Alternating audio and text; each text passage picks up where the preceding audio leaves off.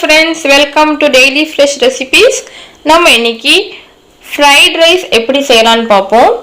vegetable fried rice தான் நம்ம இன்னைக்கு செய்ய போறோம். சரிங்களா? அது செய்முறை நம்ம இப்ப பார்க்கலாம். நம்ம வந்து ஒரு pan வெச்சுக்குவோம். அதுல நான் வந்து 3 ஸ்பூன் oil ஆட் பண்ணிருக்கேன். ஆட் பண்ணிட்டு garlic பூண்டு இருக்கு இல்லீங்களா? நல்லா பீஸா குட்டி குட்டியா சாப் பண்ணி வச்சிட்டு அது வந்து இது கூட சேர்க்கிறேன். சரிங்களா? நம்ம வந்து நல்லா வதங்கி வரணும். கலர் சேஞ்ச் ஆகணும். ஆன பிறகு நான் வந்து இன்னைக்கு 2 ஆனியன் எடுத்து வச்சிருக்கேன் பொடி பொடியா அது வந்து ஆட் பண்ணிக்கிறேன். ஓகேங்களா? நல்லா வதக்குங்க. ஆனியன் வந்து கலர் சேஞ்ச் ஆகுற வரைக்கும் கொஞ்ச நேரம் வதக்குங்க. சரிங்களா? வதங்கின பிறகு நான் வந்து கொஞ்சமா பீன்ஸ் எடுத்து வச்சிருக்கேன். பொடி பொடியா அரிஞ்சு வச்சிருக்கேன். அதை வந்து இது கூட சேர்க்கிறேன். நம்ம வந்து வெஜிடபிள் ஃப்ரைட் ரைஸ்க்கு கேரட் சேர்க்கலாம், பீன்ஸ், கேபேஜ், கோஸ் சேர்க்கலாம். அதுக்கப்புறம் மஷ்ரூம், பட்டாணி இருக்கு இல்லைங்களா, கிரீன் பீஸ் அது சேர்க்கலாம். நம்ம என்ன வேணால் சேர்க்கலாம், எந்த வெஜிடபிள் வேணால் நம்ம சேர்க்கலாம். நான் வந்து இன்னைக்கு கேரட்டும் பீன்ஸும் சேர்த்துருக்கேன். நான் வந்து 2 கேரட் வந்து சாப் பண்ணி வச்சுருக்கேன், அது சேர்க்குறேன். சரிங்களா? பீன்ஸும் கேரட்டும் சேர்த்துட்டு நல்லா வதக்கிட்டே வாங்க. நம்ம வந்து இப்போ கலர் பார்த்தீங்கன்னா நல்லா அட்ராக்டிவாக இருக்குது இல்லைங்களா? இது வந்து குக் ஆகணும். சரிங்களா? அது வரைக்கும் நம்ம வந்து இதிலே தான் இருக்கும். அதுக்கு தேவையான அளவுக்கு, இப்போ காய்க்கு தேவையான அளவுக்கு கொஞ்சம் உப்பு ஆட் பண்ணிக்கலாம்.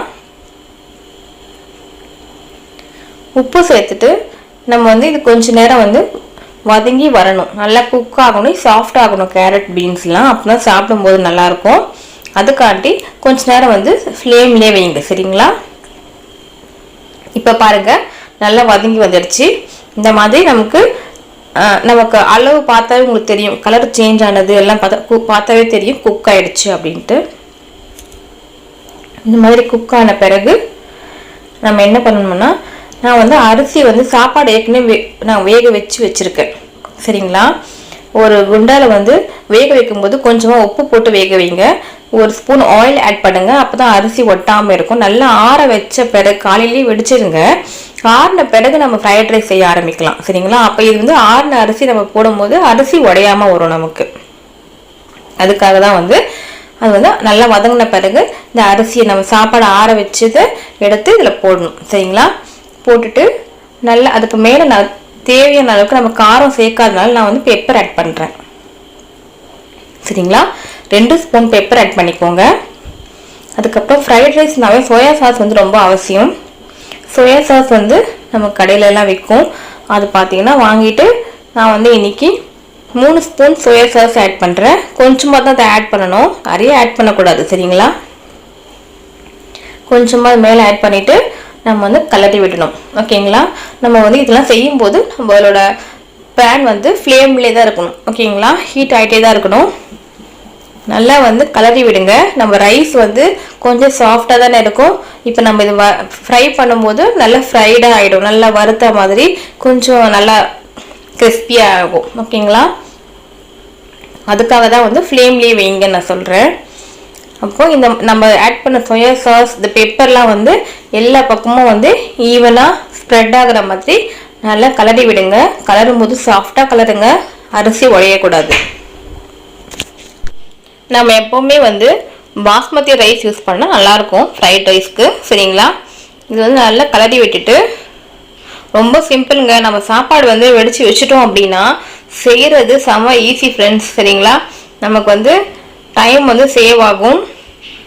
காய் வந்து நம்ம கட் பண்ணுறது தான் ஒரு டைமிங். மற்றபடி செய்கிறதுன்னு பார்த்தீங்கன்னா ரொம்ப ஈஸியான ஒரு டிஷ் இது, ரெசிபி இது.